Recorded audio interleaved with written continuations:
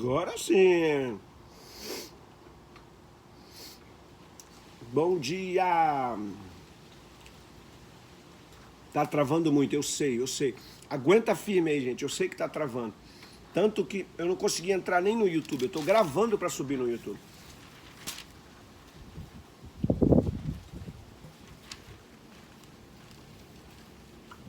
Eu quero que você não perca nenhuma das aulas. Eu já tenho gravado no YouTube a primeira aula, uma introdução ao livro do Apocalipse. Mostrei a importância e o que Jesus fala sobre o final dos tempos e o que ele pede para a gente estar preparado para isso. Depois eu fiz a segunda aula, que seria a revelação a João, como é que aquilo aconteceu.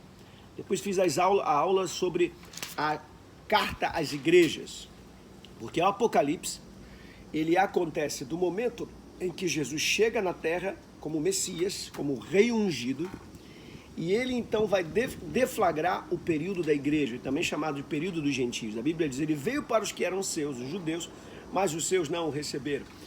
Mas a todos quantos o receberam, deles o poder de serem feitos filhos de Deus. Então Jesus vem para pegar os gentios, ou seja, aqueles que não acreditavam em Deus, não sabiam da profecia do Messias, não sabiam que Jesus viria, apenas os judeus sabiam disso.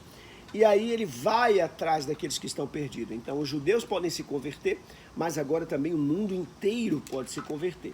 Quando esse período se inaugura, o que acontece? Acompanhando as 70 semanas de Daniel, que fala sobre o que vai acontecer, desde a época da reconstrução dos muros de Jerusalém, a época da reconstrução do templo, lá com Neemias, até o final dos tempos, Deus dá uma revelação naquela época, falando sobre essa reconstrução. Ele diz, olha, vai ser destruído. Quando Daniel entrega a revelação da estátua, ele fala tudo que ia ser destruído. E ele diz, olha, vai ser destruído, inclusive, o nosso povo vai ser destruído. Mas vai ter um momento em que o Messias virá à Terra. E ele começa a falar da preparação desse cenário mundial para a vinda do Filho do Homem, para a vinda e o término dessa história do planeta Terra. E ele começa contando sobre a reconstrução do muro. E ele conta 70 semanas. As 69 semanas já passaram.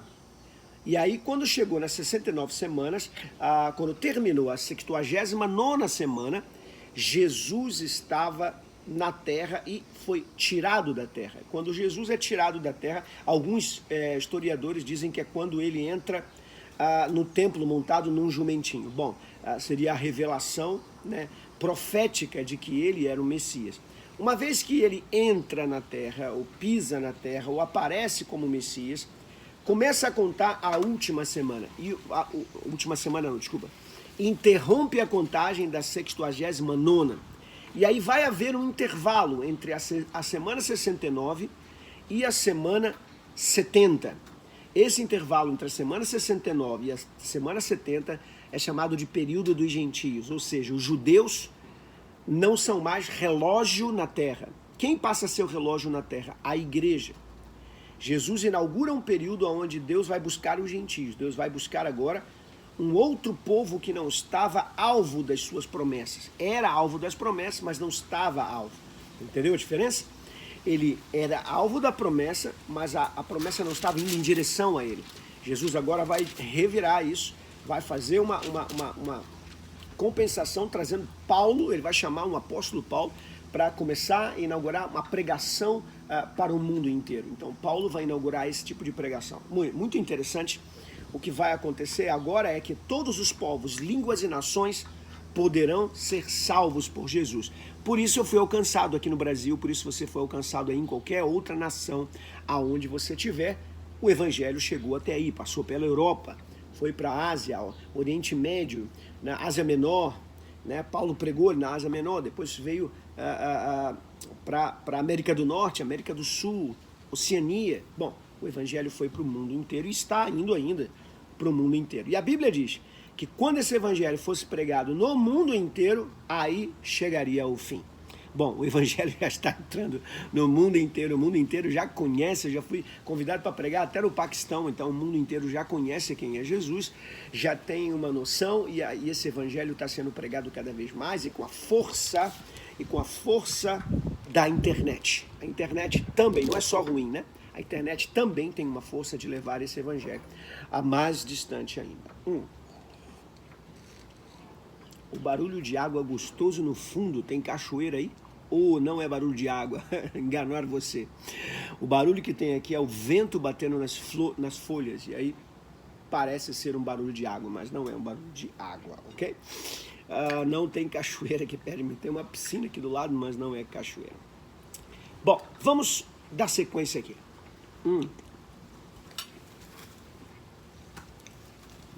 Eu falei então que esse período, eu estou retomando a história porque eu tive que dar um intervalo de 4 dias, né? Porque a sexta-feira eu não consegui fazer nada, sábado e domingo eu não faço mesmo, é da família.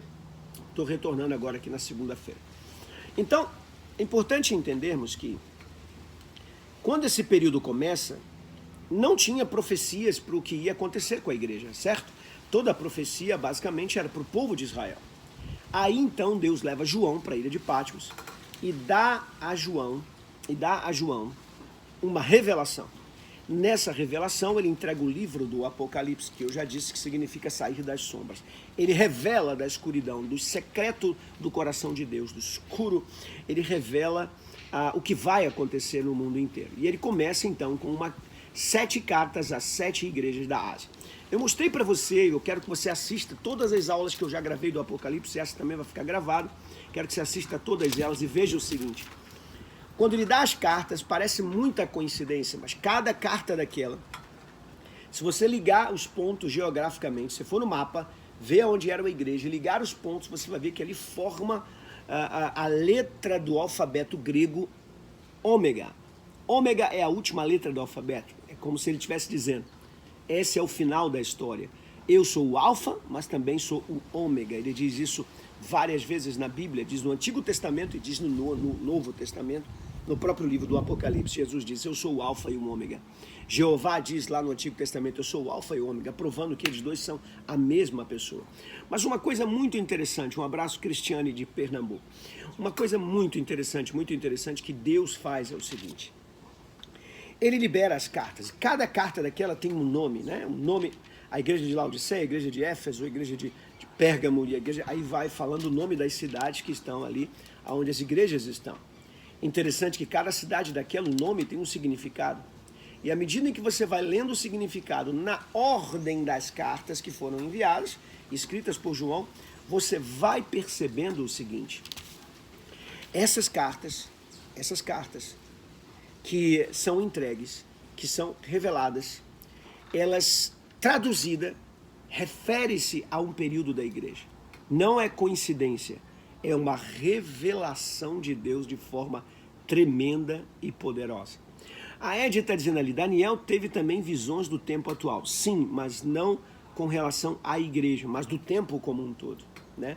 Mas como o relógio, Ed, ele é voltado para a igreja, nós precisaríamos entender, para que a gente entendesse o papel da igreja, nós precisaríamos ter uma revelação específica para a igreja. Daniel não fala de igreja, Daniel fala dos tempos atuais. Mas as cartas não, as cartas estão falando da igreja, do que estaria acontecendo dentro da igreja, do que estaria acontecendo ao redor da igreja, no ambiente da igreja, e não com o povo judeu, e não com a terra toda, mas dentro do contexto da igreja. Então, é um instrumento específico da igreja. E isso é muito importante a gente entender, porque senão a gente entenderia o seguinte, Deus só se preocupou com os judeus, né? Peço você um pouco de paciência, eu sei que está travando, infelizmente o Instagram e o YouTube está travando tudo, não sei o que está havendo, mas está muito ruim, todas as transmissões, tem pessoas desistindo, né? Eu desisti na sexta-feira, eu não consegui, então eu estou gravando aqui e estou também transmitindo com vocês aqui no Instagram, por isso eu peço paciência de vocês, continuem aí, olha, joguem coraçãozinho para cima, eu sei que o coraçãozinho também ajuda a travar, mas o coraçãozinho também chama outras pessoas para participar da live. Compartilhe aqui, você que está aqui, ó, compartilhe.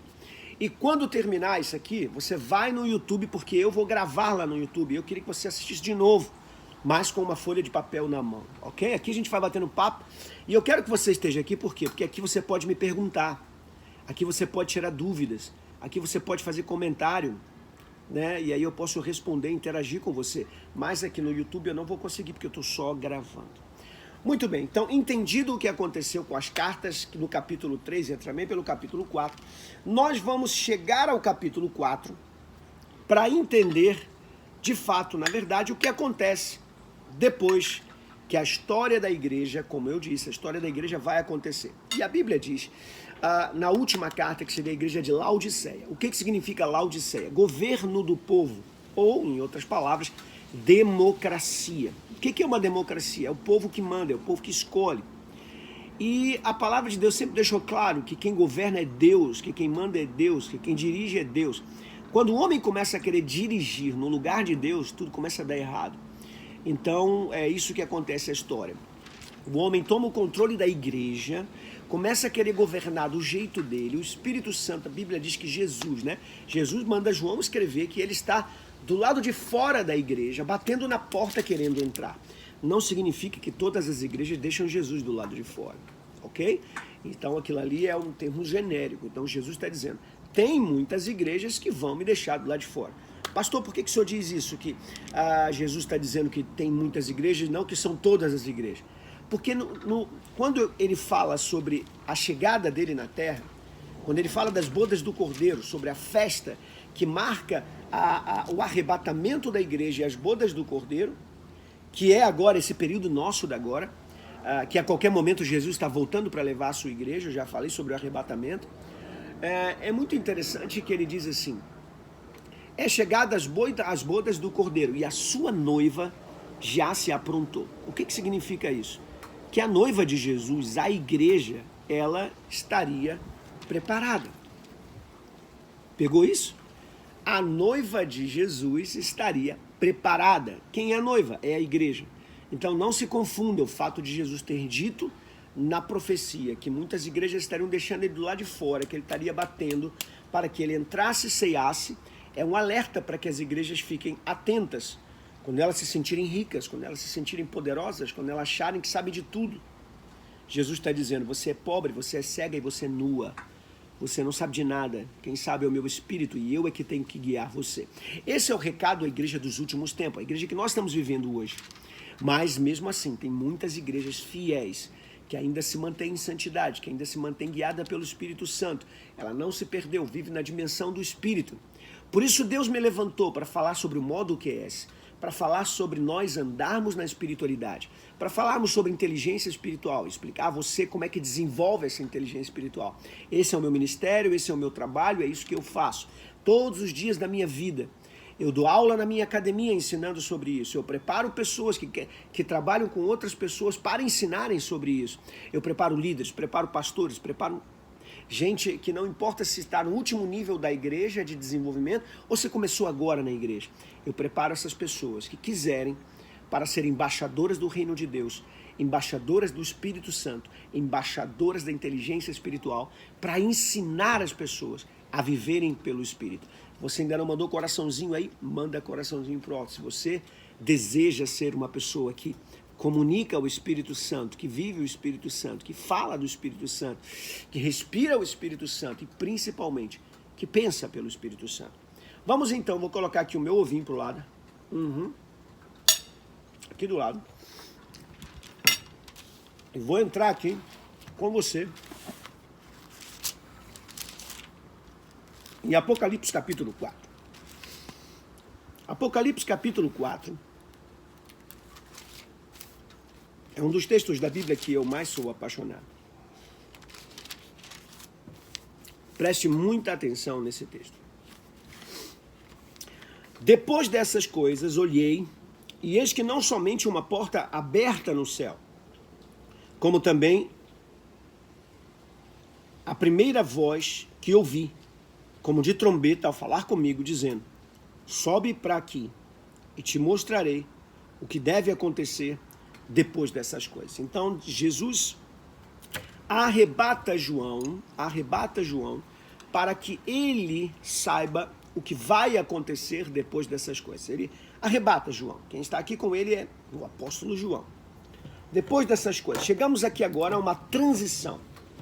Ele estava falando das cartas às igrejas. Ele está dizendo, depois que a minha revelação se cumprir, depois que a minha revelação se cumprir, depois que todas as igrejas passarem, até o último período da igreja, que é o período da democracia, o período em que a igreja está do lado de fora, que Jesus está do lado de fora, o período em que a igreja está esfriando, está fria, eu vou voltar e vou arrebatar vocês. Então ele fala, sobe aqui, João, sobe aqui que eu vou te mostrar.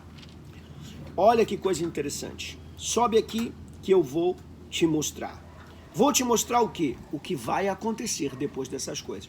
Depois do período da igreja, o que vai acontecer? Gente, eu vou tomar um suco agora, que quem me mandou foi a Monte Veneto, cooperativa de sucos. Ele me mandou aqui pro meu café da manhã.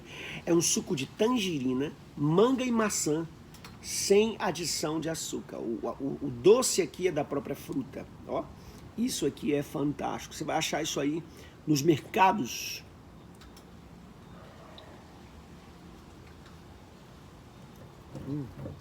Misericórdia.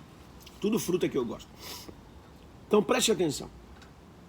Imediatamente me achei em espírito, diz João. E eis, armado no céu, um trono. E no trono, alguém assentado. Tinha um trono no céu e alguém estava assentado no trono. E esse que se achava assentado é semelhante no aspecto à pedra de jaspe, de sardônio, que são pedras brilhosas. E ao redor do trono há um arco-íris semelhante no aspecto à esmeralda. O arco-íris, você sabe, é o pacto de Deus com os homens. Muito bem.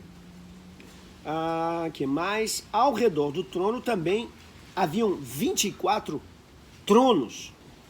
Então tinha um trono e ao redor desse trono 24 tronos.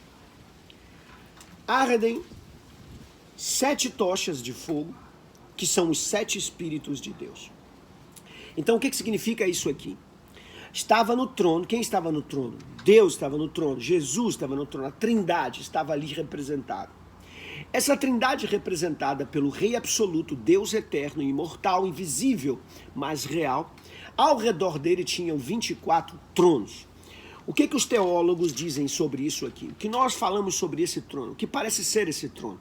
Nós sabemos que a história de Deus na terra, a história do reino da terra, é a história das 12 tribos de Israel, 12 tribos de Jacó, mais a história dos 12 apóstolos que levam o reino de Deus através da igreja. Então existem 24 anciãos, como se representassem toda a nossa história. A história do judaísmo junto com a história do cristianismo. A história desde Adão até a história que vai terminar com a igreja, o arrebatamento da igreja. Então, toda a história é representada aqui por 24 anciãos. Então, seriam as testemunhas, aqueles que Deus levantou na terra. Não dá para colocar aqui o número das pessoas. Imagina a quantidade de tronos que seriam isso que Deus levantou na terra. Então, para representar todas as pessoas que andaram com Deus sobre a terra, ele põe 24 anciãos. Pegou isso? 24 anciãos. 24 anciãos. Representantes antigos que viveram e viverão sobre a terra. Esses 24 anciãos estão ao redor do trono. Agora escute. 24 tronos, assentado neles 24 anciãos vestidos de branco, em cujas cabeças estão coroas de ouro. Olha que interessante. Essas pessoas foram coroadas. A Bíblia diz que ele nos coroa pelas obras que nós fazemos na terra. Então, aqui fica claro que essas pessoas que estão sentadas no trono não são pessoas que compraram para estar no reino dos céus, porque ninguém compra. São pessoas que, na verdade, viveram aos pés de Jesus. São aquelas pessoas que viveram fazendo a obra de Deus. E ao fazerem a obra de Deus, ganharam coroas. Foram reconhecidas, foram recompensadas com uma coroa. Essa coroa não foi dada aqui na terra, ou seja, não era uma coroa para ninguém aparecer, para ninguém se sentir orgulhoso. Essa coroa foi entregue no céu. Tem uma coroa no céu para ser entregue para você, homem de Deus, mulher de Deus, você que vive e serve ao Senhor Jesus de todo o teu coração, tem uma coroa para ser entregue para você. E no dia que Jesus levar e arrebatar a igreja, você vai chegar no céu para as bodas do Cordeiro e vai dar de cara com a sala do trono. E o nosso Deus assentado sobre o trono. E você vai ver ao redor que terão vários tronos. E você, quem sabe, estará sentado em um deles, com a sua coroa. E você vai entender por que você vai usar essa coroa, porque você vai receber essa coroa. A Bíblia diz: do trono saíam relâmpagos, vozes e trovões, e diante do trono ardem 7 tochas de fogo, que são os 7 Espíritos de Deus. Quando a Bíblia fala o número 7, ela está falando de uma maravilha. Tudo que é 7 é perfeito, é maravilhoso, é completo. Ela está dizendo aqui 7 Espíritos de Deus. Na verdade é um Espírito só, mas ela está dizendo a perfeição, a maravilha, a completude, a plenitude desse Espírito vai estar presente. Ou seja, se você quando entra na igreja já sente a presença de Deus, imagina o que vai acontecer quando você entrar na própria presença de Deus no trono. Quando você se achegar e olhar e ver o teu Deus assentado no trono, e se você for ver Deus assentado no trono, você vai ver alguma imagem, alguma figura. De alguma forma ele vai estar caracterizado. Quando você olhar, você vai reconhecer: esse é o meu Deus. Uau, que coisa linda.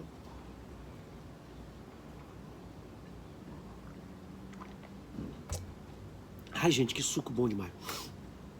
Ele tem aquele azedinho, né, da fruta, da tangerina, e o doce da maçã com o sabor da manga. Olha que coisa incrível.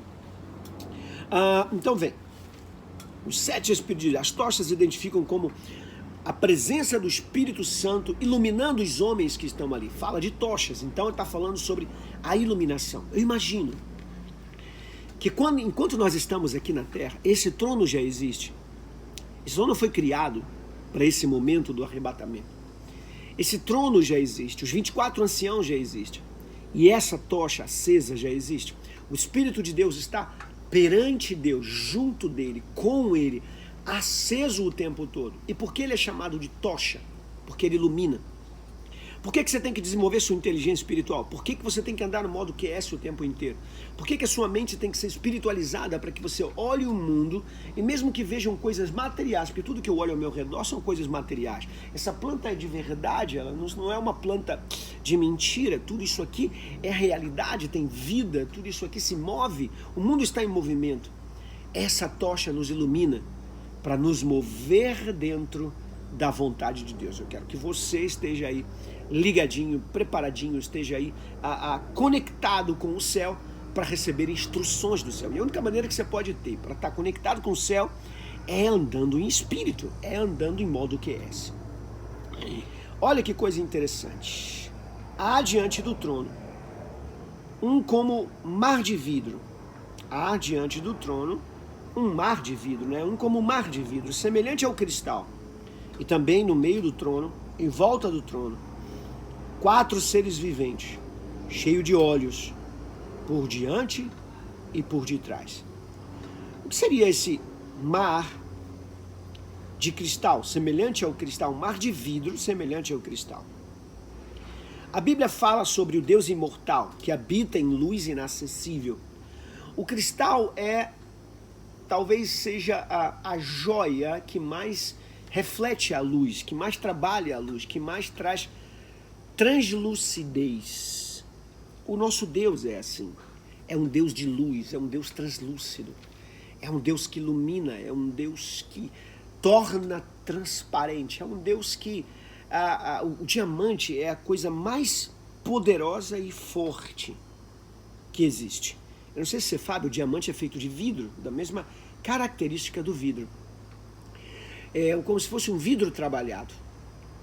E o diamante é a peça mais forte. Ela corta até metais duros, como por exemplo o carbono, o ferro. Tudo isso é cortado pela força de um diamante. Aqui está o Deus Todo-Poderoso, o grande diamante de todos. Eu queria que alguém escrevesse para mim aqui, ó, Apocalipse capítulo 4. Apocalipse capítulo 4. Para eu poder travar aqui e o pessoal saber que nós estamos no Apocalipse capítulo 4. Agora fica firme aí, fica firme, que eu vou falar agora sobre os 4 seres viventes, que a Bíblia diz aqui, que estão ali diante do trono. E esses 4 seres viventes que estão diante do trono, eles têm olhos por toda parte. Olha que coisa interessante. Esse animal, deixa eu ver se alguém escreveu aqui para mim que eu pedi. Apocalipse capítulo 4. Isso.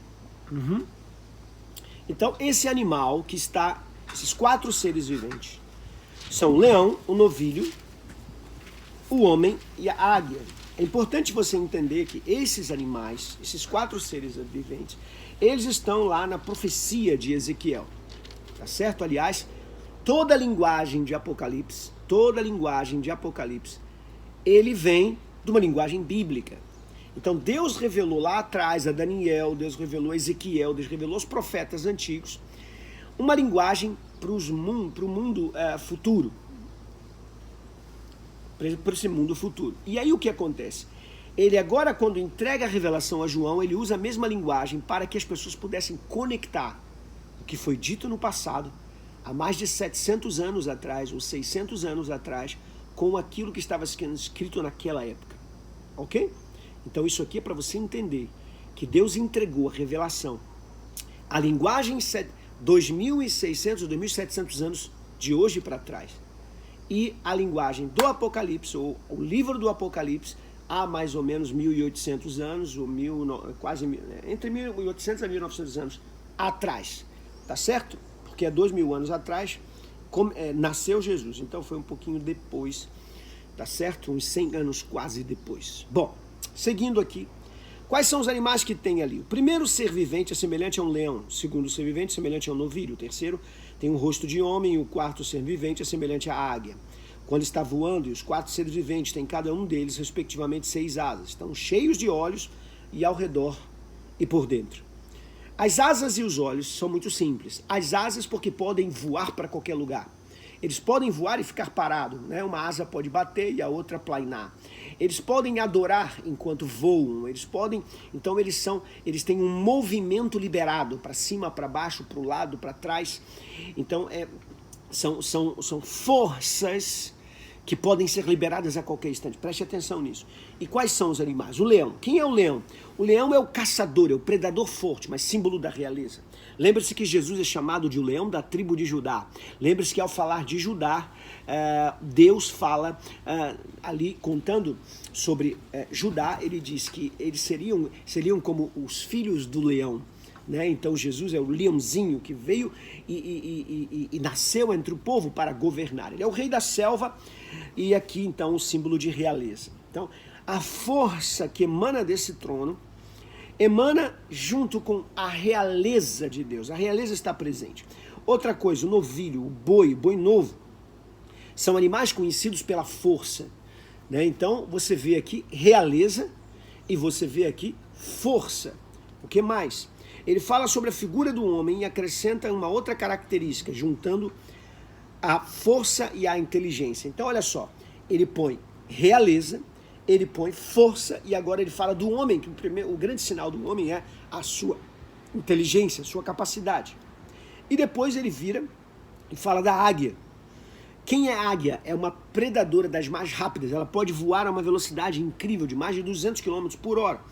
Então ela é o animal mais rápido que existe. Ela voa mais rápido do que qualquer animal correndo sobre a terra. Então esse predador é capaz de voar rápido. E agora, mais do que isso, ela tem uma visão à distância. E é capaz de atacar a sua vítima, de localizar a sua vítima e criar na sua mente uma estratégia para capturar a sua vítima. Então preste muito atenção. O Espírito de Deus que se move sobre a terra, é um espírito que se move com os olhos em todos os lugares. Então Deus está dizendo o seguinte: aqui do meu trono eu vejo tudo o que acontece em toda parte. Aqui do meu trono eu libero a minha realeza, o meu poder de rei sobre toda a terra, ou seja, eu estendo o meu domínio a todos os lugares.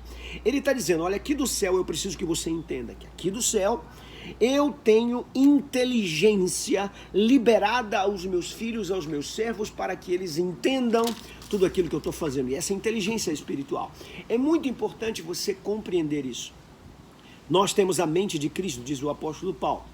A Bíblia fala sobre Davi, que ele tinha o coração segundo o coração de Deus.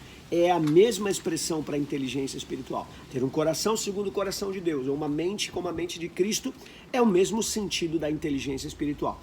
Essa inteligência espiritual é dada aos homens da terra, a consciência da espiritualidade, o entendimento do metafísico, o entendimento de que Deus está aqui entre nós e que Ele governa tudo, e que tudo que está acontecendo aqui faz parte de um plano, de uma guerra, de todo o teu entendimento espiritual, vem de uma influência espiritual dos céus. É importante você entender isso. E se você está gostando do que eu estou falando aqui, está entendendo, manda coraçãozinho para cima aí, por favor. Vamos lá.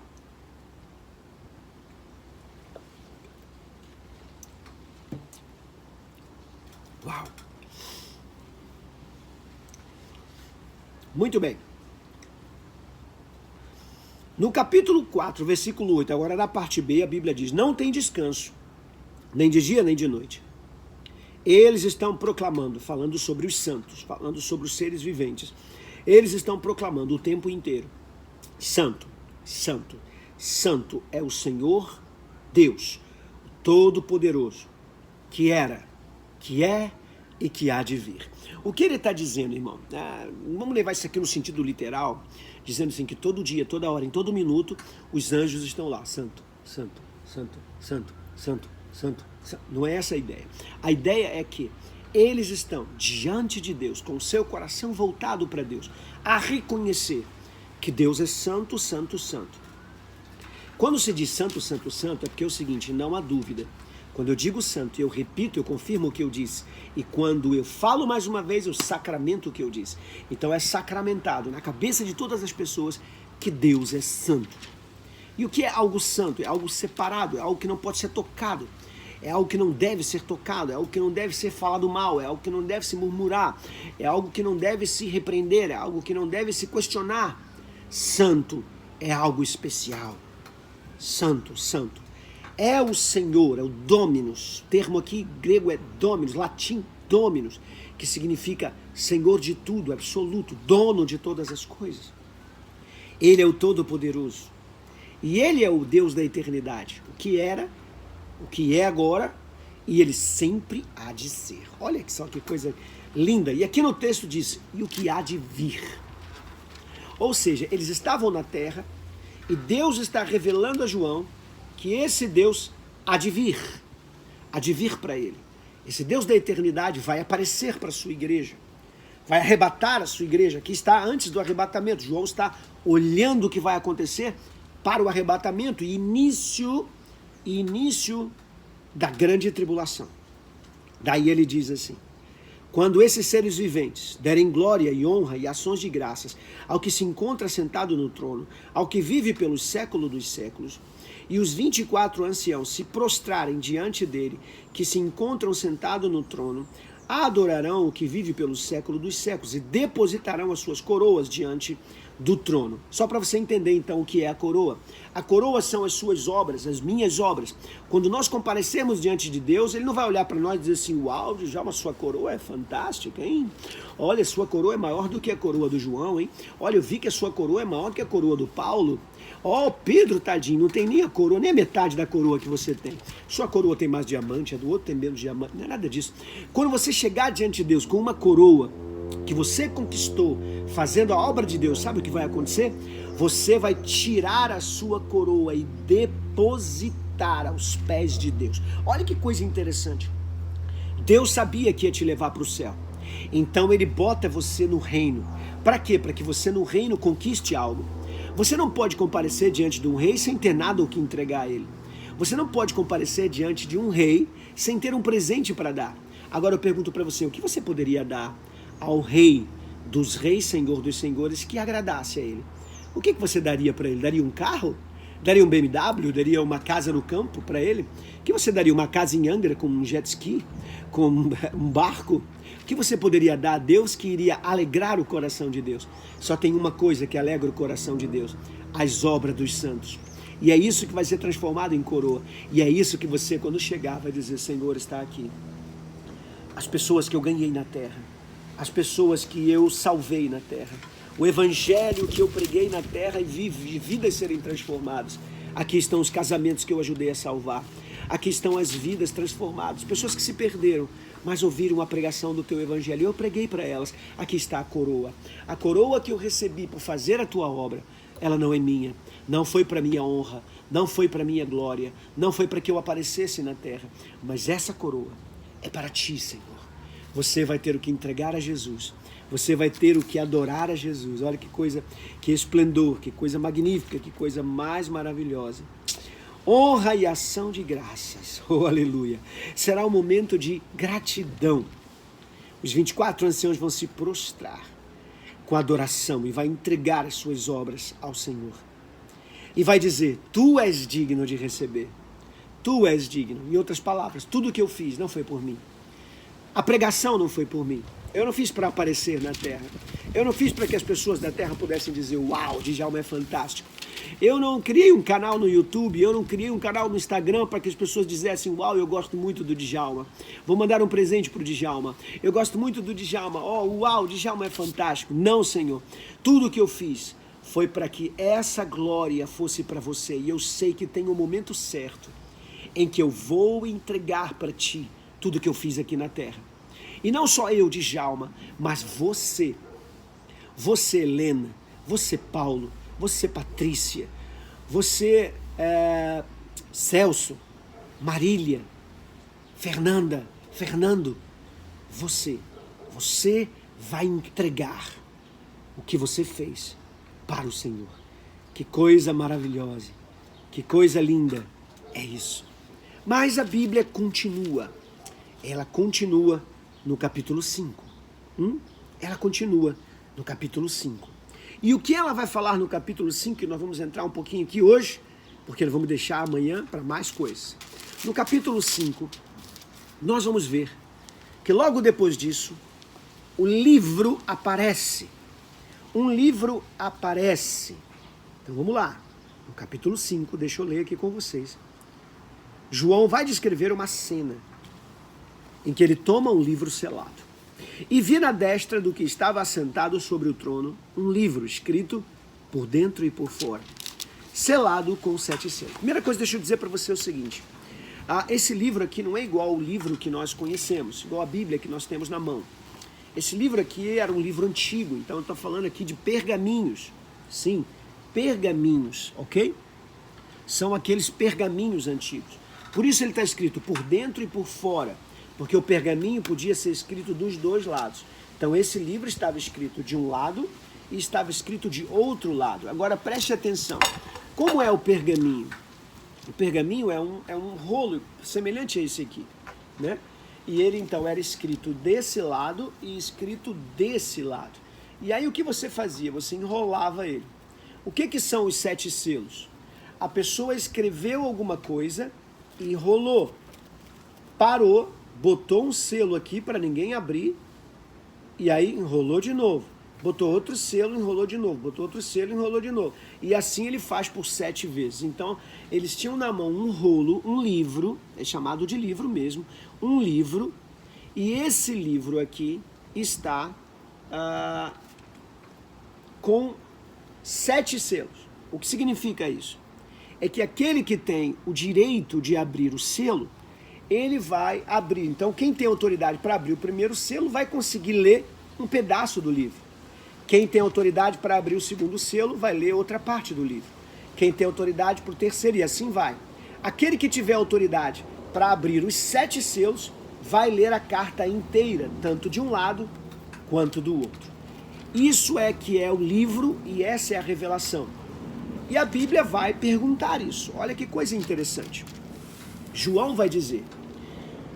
o livro estava escrito por dentro e por fora. E vi um anjo forte, bradando com grande voz. Quem é digno de abrir o livro e desatar os selos? Ninguém no céu, e nem na terra, nem debaixo da terra, podia abrir o livro, nem o que sequer olhar para ele. Por quê? O que tem nesse livro? A história da humanidade.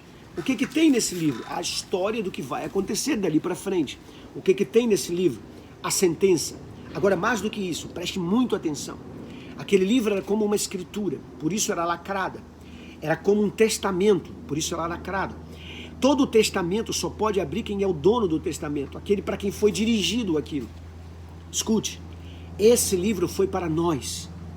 Esse livro é o testamento daquilo que Deus entregou para você como herança e promessa para os santos. Esse livro é um certificado de propriedade daquilo que Deus te deu. A Bíblia diz, do Senhor é a terra, do Senhor é os céus, e a terra ele deu aos homens, aos filhos dos homens. A qualquer homem? Não. Aqueles que têm a autoridade do seu Cristo. Então preste atenção, você tem o direito de herdar tudo nessa terra, de conquistar coisas na terra, mas mais do que isso, você também tem uma promessa de herdar os céus. Tudo isso está escrito nesse livro aqui. Se por um acaso essa live acabar, porque acabou aqui a bateria, você não se assuste. No final, você corre para o canal do YouTube e assiste toda a gravação lá, tá bom? Vou continuar aqui para nós terminarmos aqui.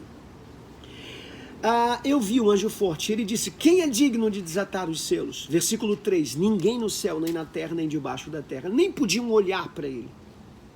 Eu chorava muito. Imagina a angústia de João. A terra estava sendo assolada pelo Império Romano, o Império Romano perseguindo a todo mundo, e ali estava o rolo que dava a salvação.